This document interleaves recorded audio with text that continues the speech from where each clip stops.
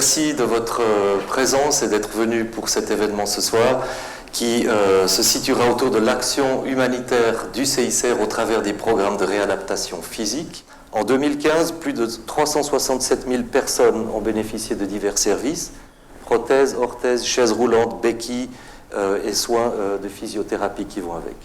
Pourquoi est-ce qu'on a autant de centres de réadaptation physique en Asie?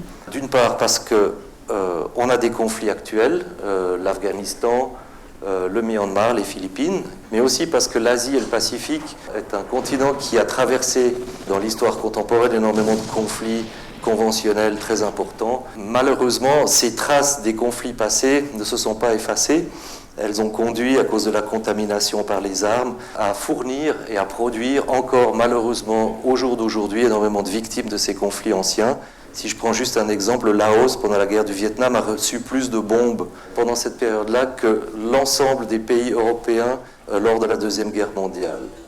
Nous avons la joie et le privilège ce soir d'avoir avec nous M. Alberto Cairo, qui est le responsable des services de réadaptation physique en Afghanistan. Je suis là depuis 26 ans. Ça fait un bon moment. Le programme est devenu très grand et surtout très important pour les Afghans. Les besoins sont énormes parce que les coûts sont assez contenus. Si on veut, une prothèse coûte plus ou moins 300 francs suisses, c'est un chiffre très bon par rapport aux prothèses qu'on fait en Europe. Mais c'est la quantité qui est énorme. On fait quelque chose comme en Afghanistan, 19 000 entre prothèses et orthèses chaque année.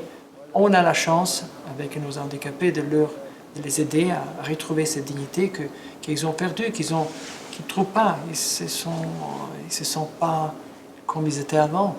C'est très difficile, ils se sont refusés par la société. Donc il faut les aider et donner la dignité, c'est redonner la vie.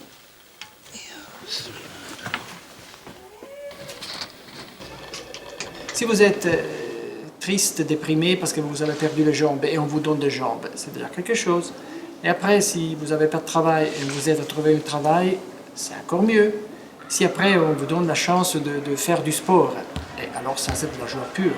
Donc oui, sans doute, on peut dire qu'on travaille pour donner de la joie, sans doute.